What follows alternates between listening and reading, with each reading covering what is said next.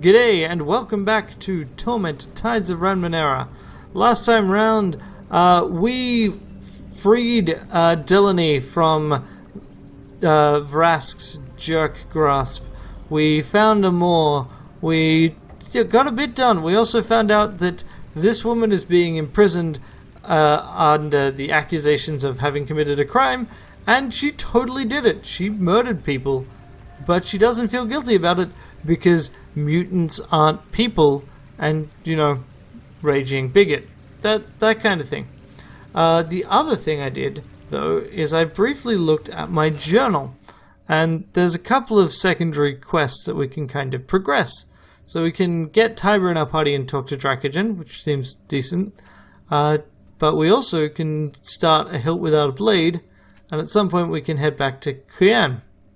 So I'll do the hilt without a blade now. So that's got to be in quest items, right? So if we examine this, we can see, we can inspect the device. Remember that. It's made of it's inert and has no function, made of steel and inscribed with Eoxu's name. We could totally head to him and talk to him about it. Seems as though it would require a transdimensional power source, something that harnesses the energy of singularities or parallel universes. But Eoxu is our biggest clue, so I guess we will go and chat with him. We need to make note of that. Let's talk to Garkoto. You stand before a painted spherical tank, fashioned of metal and synth.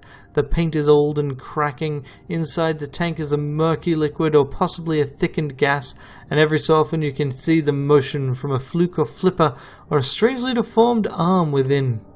A cleverly disguised grill on the front of the tank squawks out a distorted voice of the tank's occupant.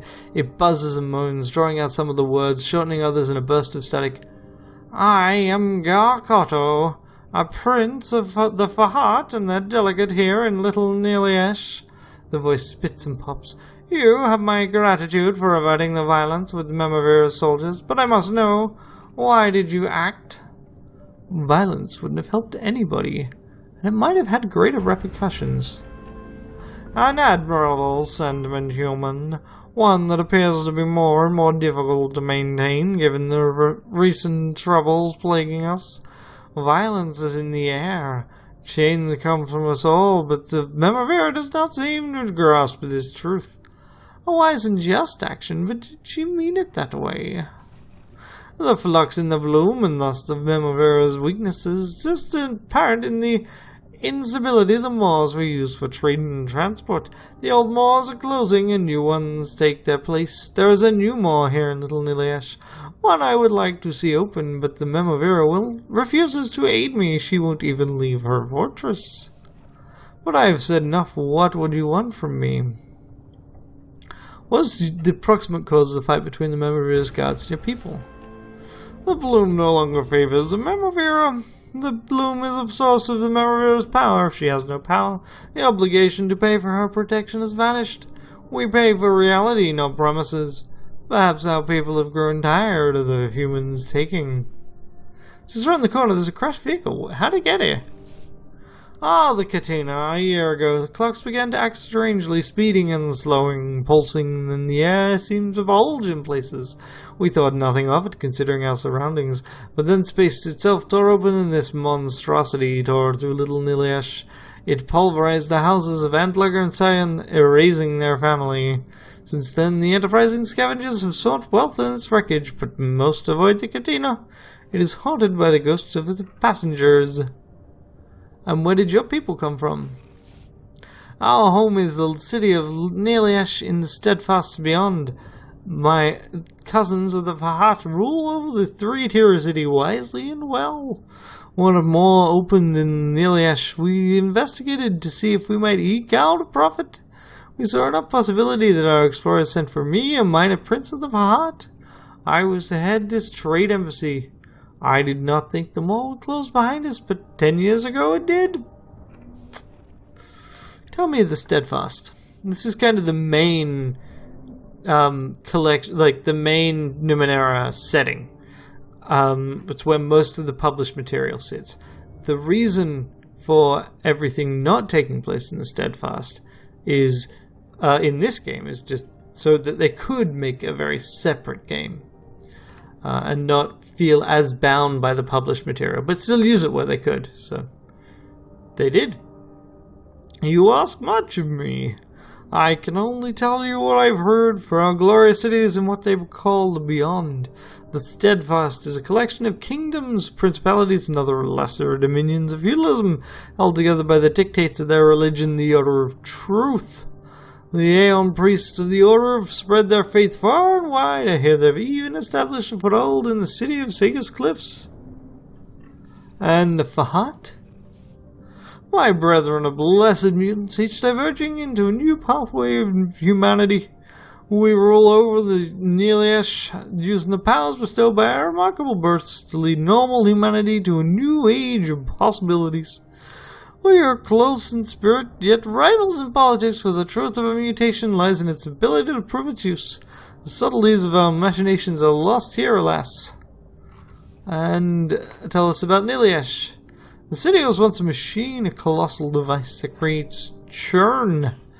We built atop the machine, creating elaborate structures and impossible architectures, and our city grew into the sky. The great and powerful Neleash live among the fluted spires and the arcing byways, with powered cars lifting us to the skies in a moment. The shops and palaces of our people, alas, to think I might die away from my home.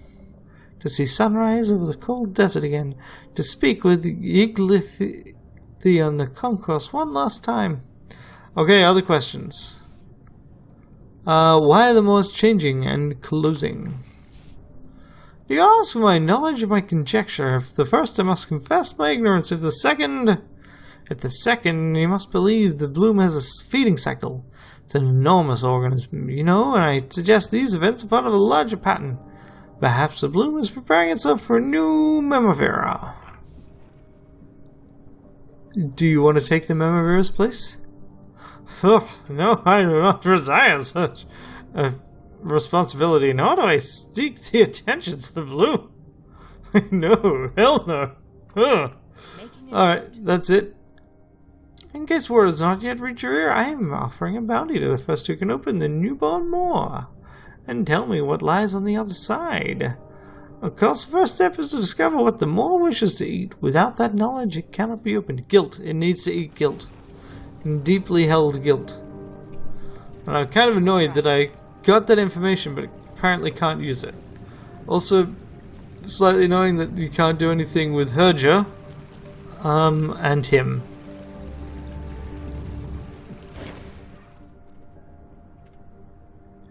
Why have you been imprisoned? Told you already. Yeah, okay, so. Yes.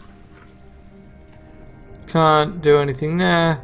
Do we talk to one door? Do we try and go here into the Katna? You know what? Let's quickly head back and talk to Eoxu. And then progress that side quest. And then we'll head back. It doesn't take too long to load these maps, fortunately. Alright. So you just run through to Eoxu. What's up, buddy?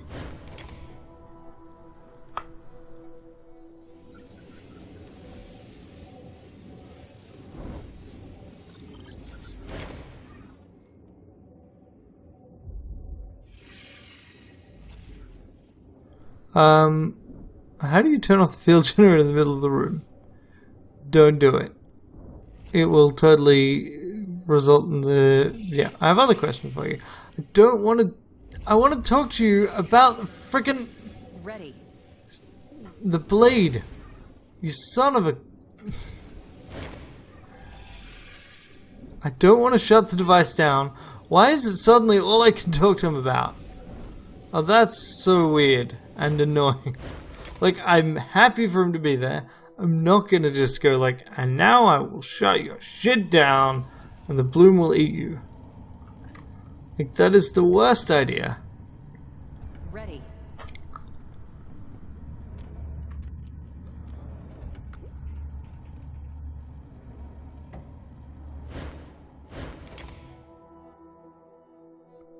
The worst, dumbest idea I've ever seen. Okay. All right. Let's go for this thing. Let's head into the Katina. I'm ready. Ah, Numenera's courtyard, eh?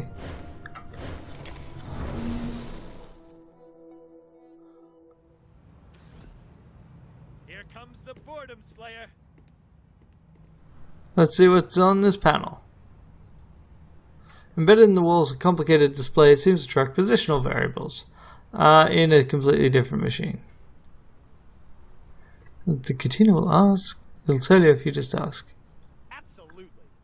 Ah, this is Ghost talking for some reason. Let my servants serve. On it. Look, Ansel, do you see the plumes of light that the remnants of Star's Passage? Oh, hello. Ready. Star's Passage? What do you mean? Not the stars themselves, nor the dead pieces. They're fluctuations in time and gravity. Ooh. Some kind of funky thing. Okay. It seems like Rin should be able to use it, but whatever. Okay. Ansel, look! Out the window! Masayan, will it be so different from last time? I suppose it depends on whether you value the journey or the destination. Wake me when we arrive someplace interesting.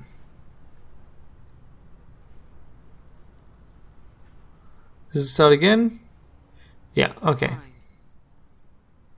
So here, once one of the engines that once drove the thing. Let's grab whatever's here. Gloves made out of leather. They quickly become a burden. They create a buzzing noise. They make you sleepy. A crude set of pictures, but they don't actually say what it does. Okay, right. Cool. Yes. Let's poke at this strange thing, man. A pale blue light pulses gently. The air in the space feels charged, almost solid. Small glass control panel, apparently hovering air, winks with light and fills with tiny images. Use your hand to touch the panel. Before you touch it, ghosts materialize around you, crowding you with their intense presence, with their need. Nearly transparent, Vargillan speaks. What do you intend with this? Suffering will come if you persist. You close your eyes and listen to the psychic chatter of the ghosts, then realize they have no thoughts of their own. They're being controlled from a central point. You focus your thoughts at the core, but its defenses are impenetrable. Who are you people? One of the men, his fine clothing looking disheveled and stained, looks at you for a moment as if weighing whether to tell you the truth. Last he says, I am Ansel, I do not exist. I am Zerdig, a merchant noble. I was on a pleasure cruise and sought to expand my business. Neither do I exist. And these others are Tokra, the Vargillan, Vindari, and her companions Methanwi. We do not exist because we are dead, crushed to death in the crash. We are projections of... No, the voice changes. My memory. I am the Katina's intelligences. These projections are the memorial of my failure to serve its passengers. Did you know that one of the passengers survives? A woman named Kian still lives nearby. My external sensors were deployed. Some of my passengers were ejected. Calculations suggest none could have survived such an event. I am grateful for this information. Why would you create a memorial for your passengers? I retain memories of my passengers' actions. I watched them live. I felt them die within me. What else can I do but provide a memorial for them? They would have lived for many more years were it not for my failure. I was endowed with a desire to pilot the Katina, to cause my passengers to arrive safely. This is denied to me. My secondary objective is retaining the knowledge and memory of the circumstances leading up to and surrounding their death. This will aid in reconstructing the events of the crash, and may provide solace to their survivors. Until such a time as a qualified diagnostician arrives, I cannot permit my cause to go dormant. Instead, the emotion I quantify as grief powers my display. I have a way to give your passengers a more lasting memorial. I can carry a shared mind space in my psyche. If we can link our minds, we could preserve the memories of your riders. In your mind, none of my medical records indicate such a thing is possible. However, I concede my knowledge is incomplete. If it is possible, but no, my duty is to keep the passengers' memories alive. Your power will not last forever. Persuasion, deception. Okay. Powers won't last forever. Transferring your knowledge in my mind will ensure the survival of your memories. Probably last longer than I will. There. We are super good at this. Look at that. Just like trained. 3 levels of effort. Trained infiltrator. Krian's still alive. Inspired. Just like plus 120. Boom. You may be correct. The loss of physical place may be rectified through a longer, more personal memory space. I carry a neural network. Let us establish a direct connection. I have the necessary tool. A hidden panel slides open. Within lies a vaguely head-shaped mass of metal wire, all spikes and jagged edges. Place this atop your head. A few more moments and we can begin the data transfer. Okay, and now we can use the memory. Place the jagged crown atop your head and attempt to absorb the Catina's intelligence into your labyrinth. Oh, I totally want to do this. I realize it's costing me intel. You place the net atop your head and the metal cuts into your scalp. You feel the coolness as blood trickles upward into the device. Thin wires enter your peripheral vision and slip behind your eyes. They slice into your optic nerves and the agony paints blossoms across your vision. The ragged shapes of pain resolve into the world around you. The world as a Catina sees it. Connection established, the Catina announces. Telemetry, destinations, access to old records, ambient temperatures. It's almost too much to process, but you manage to tamp down the overwhelming flow and relegate it to the background. One by one, the ghosts around you begin to wink out of existence. Feel them awakening inside you. Okay, now let's remove the power from the containment device. With the Catina's intelligence gone, your work proceeds quickly and quietly. You slide the containment device open. Inside the glowing blue tube, you see a rack of 10 cylinders. 9 of them are cold and inert. One of them hums and blurs, a barely perceptible vibration as it fades into and out of this reality. You gently remove the clamps that hold the powered cylinder in place. Yep, one of the things. Okay, continue. The lights wink out. A deep, almost ultrasonic moan ripples down the Catina's walls as the power within the tubes and wires flickers away. An alien voice babbles something over a small speaker near the central control. You are left standing in darkness. Everything around you is still and quiet. Okay, so, firstly, let's use this item. Attempt to insert the transdimensional power source into the handle.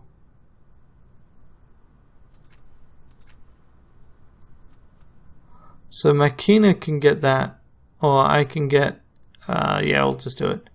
I got the training. Wow, yeah, specialized plus in law machinery, so I'm super good with machines.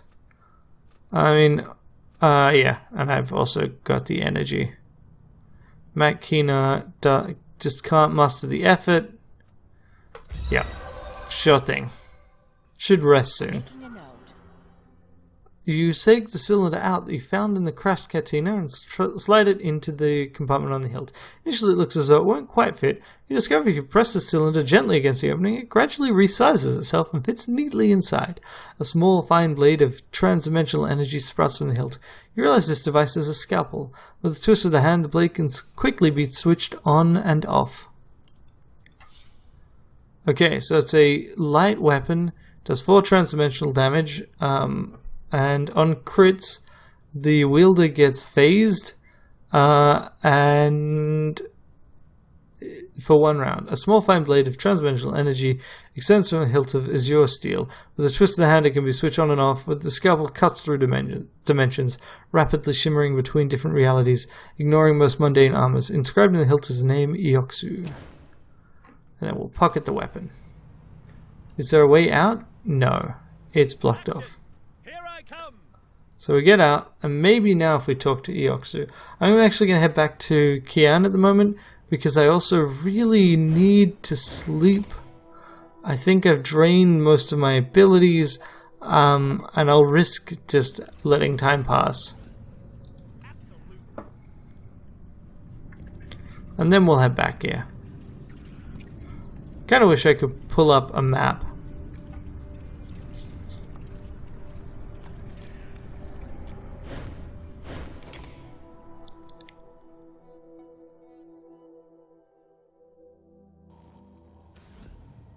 All right.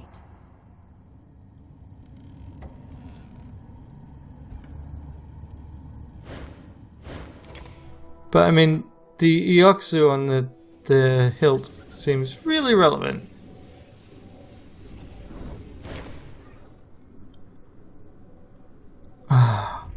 And yet I just simply cannot bring it up with him.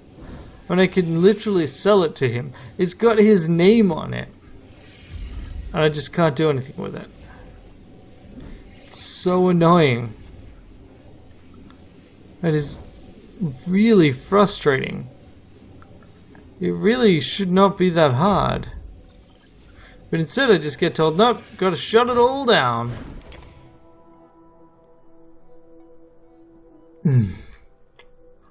Sometimes this game does that, where it's like, it hints at connections between things, but it doesn't then actually let you use them. So then it becomes kind of useless, like, to have those connections in the first place. It just feels like there's either a bug that means that I'm missing the link that I should have, or it's just they, when they've been setting things up, have done that. I don't know if maybe I accidentally bypassed the link that I was meant to use, or something else. Okay. So, let's chat with Kian, whatever. You've returned. I don't suppose you've learned anything new about Delny and Vrung? Delny won't be bothering you anymore. And Vrung is gone. For good, I hope. Remember that. Well, I certainly hope you've done right. I certainly hope you're right. Regardless, you've done more than I ever could. And you have my gratitude. Please, accept this in thanks. If Vrung is truly gone, I can afford a little excess. You also may feel to sleep here at any time. I wonder what she could have done to Vrung. I hope she remains amiable toward me. This cup appears to be roughly carved in one piece from a graphite material. It leaves a black residue on your fingers anytime you touch it. Certain, but not all, liquids poured into this cup will be heated to a boiling point almost immediately. There's no apparent pattern in what will or will not be heated by it. It seems to activate specifically with synthetic liquids. There's no discernible power source on the device enabling it to heat liquids. It could be the graphite material itself as a source of that energy. Because it's so difficult to activate, it doesn't seem possible to tap directly into the cup's power source. That's kind of interesting. I'd like to nap, if I can. Of course. Bring you some food shortly and tell you some stories if you'd like. Enjoy your night. Oh, that's much better. Just like that. Okay, here we go. Of course. And so we've got this. Dracogen is talking with the decanted. Something about items. So... interesting. Real information, real capabilities may reveal weaknesses. And so Dracogen is selling subjects, shall we say. Okay, let's talk to the decanted. What seizes your eye first about this humanoid automaton is not the cunning construction of its slender limbs, or the gleaming white armor that covers its chassis. Instead, the frozen human head that appears out from the frost-covered dome in the construct's chest. The head examines you carefully from head to toe. You feel a subtle warmth. The scanners inside the machine assess you. The automaton's gaze shifts to Rin and remains on her for a long, long moment, then returns to you. The voice that squawks through the grill mounted atop the construct's head is flat and expressionless. Greetings. We are called the Decanted. We are here representing buyers from our society. Our clients greatly value beauty and physical fitness. A distorted how cuts its speak short. Apologies, maintenance for this vessel has not been optimal in recent times. Rectification to be undertaken soon. To summarize, we seek beautiful creatures to honor them. For instance, if you look in the slate pit nearby, you see one specimen that stands out from the rest. The young man there. Do you see the interplay of muscles in its body? It's strong, but not overbuilt. The biceps are pleasantly rounded, as are the pectorials. The body has little fat and appears to be in good condition. This is popular amongst our clients. These are some of the traits which we seek. That.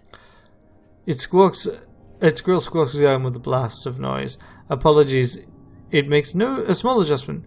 We hear that we may take these subjects to the Optera suite. We offer a life of luxury, privilege, and pleasure for everybody except we offer great rewards. We require 3 individuals with aesthetically pleasing bodies. Perhaps we can be of mutual assistance. This young man in the pit is a slave, isn't he? Why don't you buy him yourself? The auctioneer refuses our coins. He will not sell to us. And why do you keep looking at Rin? Strong muscle tone, athletic build, great potential to be a suitable recruit. If allowed to take her, we will ensure she grows to be a healthy, physically active woman in superb condition. Okay, I'm just gonna back away now. Right. That is super creepy and inappropriate, and no. Trust and honesty are our bonds. Just no, I'm not selling a child into slavery. Well, I'm not going to sell anyone into slavery. I feel that is a principled stand. Especially what appears to be actual traditional slavery and not like Now. you do one service opening a more and then you are free slavery, which is the other kind of slavery. Also, I'm totally going to drink from this pool. Again. Drinky drinky. We're juiced again. I'm going. Juiced up and good to go. Go. Alright, well, we've got enough time, I think, for one more conversation.